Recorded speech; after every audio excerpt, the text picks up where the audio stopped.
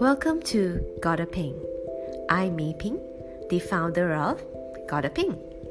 As a next-gen leadership coach, I help high-performing young executives and entrepreneurs like you to navigate complex people and problems with top-notch communication and leadership skills to create sustained success. In today's podcast, I want to talk about the time I spent as a regulatory auditor with Ernst & Young Singapore. So Ernst & Young is one of the biggest global accounting firms in the world, and I joined the financial services department in 2010, long time ago. So when I joined, I was basically doing external audit for some time, and probably a couple months in, I was given the opportunity to try out compliance reviews, so regulatory compliance reviews on behalf of the Central Bank of Singapore. So in case you're not very familiar with the term financial services, this is essentially the industry that includes banks, insurance companies, and fund managers, securities companies, basically the highly regulated entities. So as part of my role, doing regulatory reviews, I had to understand the regulatory policy. I also had to perform a lot of qualitative review, a lot of analysis, and identifying control gaps and non-compliance that are essentially reportable back to the central bank, which is essentially will become the report that the bank will get assessed against on an annual basis within the country's holistic financial system itself.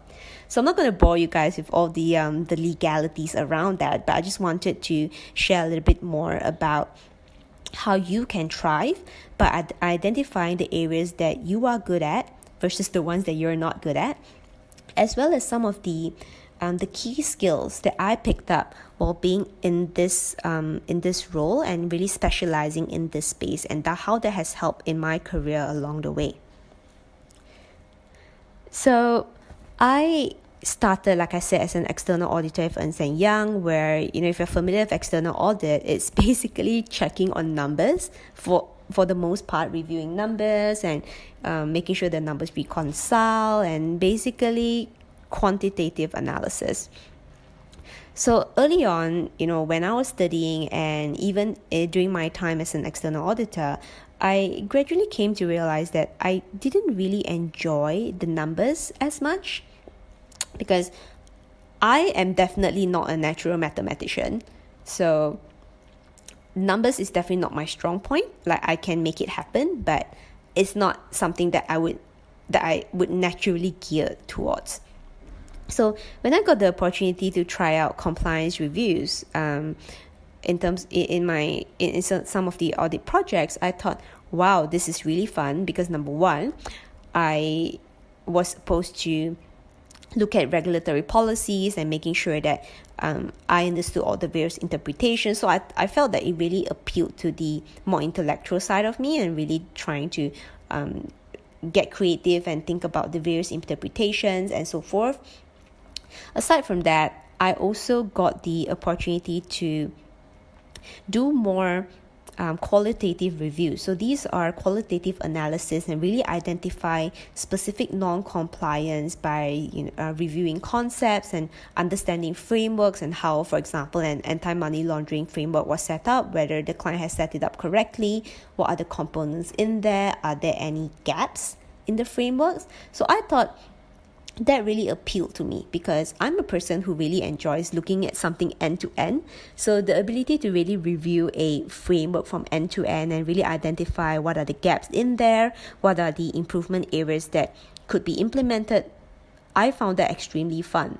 So if we speak to a lot of people, they may say that, regulatory compliance is really boring, but I think it's really quite fun. So, these things, it's really important that we identify what we are good at, right? In terms of like the areas for review, whether it's, the broader job itself or specific components within the job that you are really good at from a skill set perspective. But more importantly, what do I really enjoy doing? Like for example, I know I don't enjoy dealing with numbers, but I know I enjoy really looking at like frameworks, doing a deep dive on it, and then identifying, okay, what works and what's not working. So that was something that I discovered quite early on in my career, which I think has really, really helped me to choose my career path and the really right roles later on, which I knew that not only I was really good at, because at that point I was already building skills, not only I was good at, but I truly enjoyed it. I thought it was fun. So fun is not a word that you normally associate with compliance, but that was something I definitely did associate with that. Aside from that, it also equipped me with report writing skills, because especially in Singapore, if you're doing a regulatory compliance review, there is a need to produce a report that ultimately will be sent over to the central bank of the country, basically looking at the compliance, or rather non-compliance, of certain aspects of the bank, for example. So there was I guess high risk, high reward, definitely high visibility projects. Everybody is always interested to look at the compliance report. I would say even way more than the financial statement, even way more than the numbers. So everyone was definitely very interested in that. So I was involved even at a very junior level, really collating gaps that I identified, articulating it, really expressing and communicating those compliance gaps in writing in the form of a report, as well as verbally, because these points are required to be presented to clients, normally in meetings, which I would go with a manager or a senior manager. So I was really involved in negotiating, communicating, really expressing myself in terms of, and I guess logically justifying why certain points had to be certain points. So those are kind of skills that pretty much gel in together, and ultimately, these are opportunities that we need to grab. Like for example, if I did not do any of the compliance audit at all, I may have missed out the opportunity to develop my report writing skills. I may lose out the opportunity to develop how to enhance my ability to communicate in writing in a highly precise, direct, and concise and succinct manner that not only can be understood by me, my manager, the partner, but more importantly by the client as well as the regulator, which are obviously, like I say, high risk, high reward, right? So with every, I guess, difficulty, there's always something that you can learn and always some skills that you can definitely take away. So aside from that, like I said, like at a junior level, normally you will not be part of like big discussions with management within the bank, which I had the opportunity to do so because I was really involved in the regulatory review. Some of these compliance gaps I had identified. So I was also given the opportunity to speak up during meetings. So even if I didn't, I got the opportunity to observe. So observation is really a powerful skill, and tying in with observation is listening. So listening what the client has had to say and how my team has communicated some of the gaps, and just really seeing that dynamic has eventually allowed me to learn how to really manage stakeholder dynamic, how to create win-win outcomes, really how to manage people at the level that of influence, but at the same time support. Because you don't want to influence someone and make the other person feel like there's nothing in it for them. So in the future, when it was really my turn, I was senior enough to run my own management meetings, I found all these really, really important because I had learned from really early on in my career that nobody likes to lose. Nobody likes to lose. So that's why nowadays I really emphasize the need to create a win-win relationship with people. So even last time when I was, I guess you can call it selling the compliance gaps to be accepted by the clients, there are always little strategies that we use to make sure that the client feels like it is for their ultimate benefit. And there are some points that we are always open to negotiate and drop should there be certain commitment by the client to improve, or from a materiality perspective, it's not really important. So really these are some of the key skills. So some people say, okay, audit, I don't learn anything. It's not true. You learn what you have decided to learn, what you have decided to focus on, and what you have decided to pick up. If you feel that a job is useless, then it will always be useless. because you have not really set out how you can actually gain benefit from it. You're just going to be there, be idle, and then complain, which is not the state of most of the clients I work with, right?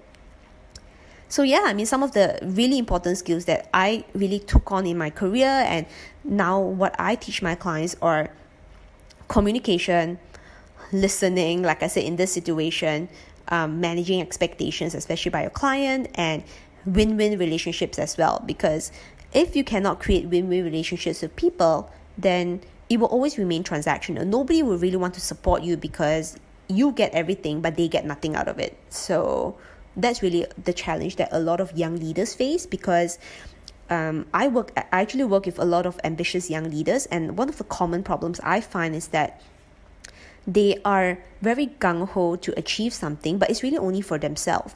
So no one else actually benefits or really able to get any value from some of the stuff that they are doing. So, and hence they are unable to create win-win relationships and long-term relationships at that.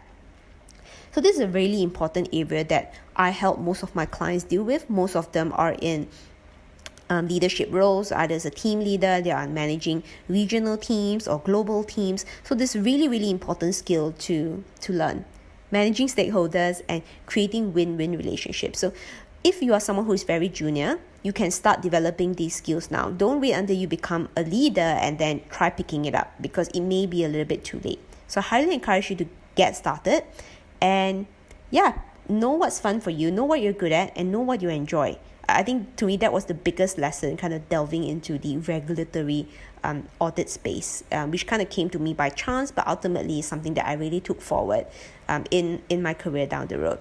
So like I said, I mainly help my clients with these super, super important skills. And if you feel like this sounds like you, there's something that resonates with you, feel free to reach out to me on social media.